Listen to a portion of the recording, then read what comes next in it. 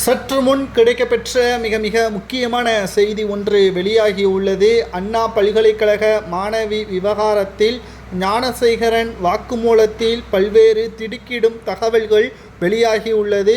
சட்டசபை வரைக்கும் சென்ற யார் அந்த சார் என்ற விவகாரத்தில் திமுகவின் எம்எல்ஏக்களோ அமைச்சர்களோ பல்கலைக்கழக பேராசிரியர்களோ தொடர்பில் இருக்கலாம் என்று பல்வேறு போராட்டங்களும் தமிழகத்தில் நடைபெற்றது.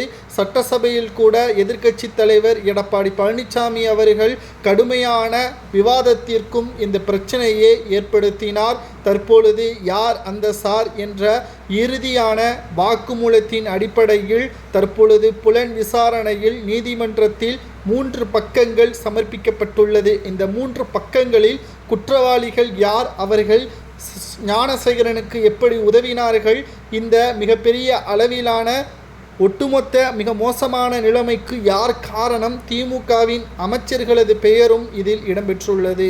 ஞானசேகரன் கடந்த 6 மாதத்தில் திமுகவை சார்ந்த யாரையெல்லாம் சந்தித்துள்ளார் என்ற தகவல்களுக்கு புலன் விசாரணையில் உதயநிதி முதல் அமைச்சர்கள், திமுகவின் மாவட்ட செயலாளர்கள் அனைவரது புகைப்படங்களும் தற்பொழுது சேகரிக்கப்பட்டு விசாரணையின் மூலம் பல்வேறு கேள்விகளையும் கேட்கப்பட்டிருக்கிறது.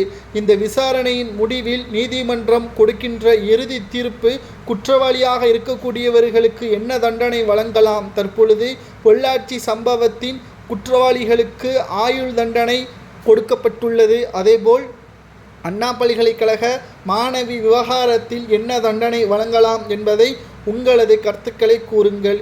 இதில் யாரெல்லாம் பெயர் இடம்பெற்றிருக்கிறது என்பதை இப்பொழுது கூற முடியாது. ஆனால் யாரெல்லாம் ஞானசேகரனை சந்தித்திருக்கிறார்கள் அதை கூறலாம். ஏனென்றால் துணை முதல்வராக இருக்கக்கூடிய உதயநிதியே அவர்களையும், சுகாதாரத்துறை அமைச்சர் மா சுப்பிரமணியன் அவர்களையும், இன்னும் திமுகவை சார்ந்த மிக முக்கியமான நபர்களையும் ஞானசேகரன் சந்தித்துள்ளார். அதற்கான ஃபோட்டோக்கள் இருக்கிறது.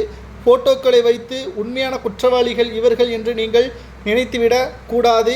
நீங்கள் கேட்கலாம், ஆனால் ஞானசேகரன் வசித்து வரக்கூடிய ஏரியாவில் திமுக நிகழ்ச்சிகளில் இவர்தான் முன்னின்று நடத்துவார். பேனர்களில் இவரது பெயரும் இடம்பெற்றுள்ளது. நேரடியாக வரக்கூடிய நிகழ்ச்சியில் திமுகவை சார்ந்த முக்கிய நிர்வாகிகள் இவரை சந்தித்து தான் செல்வார்கள் என்ற தகவல்களும் தற்பொழுது கிடைக்கப்பெற்றுள்ளது.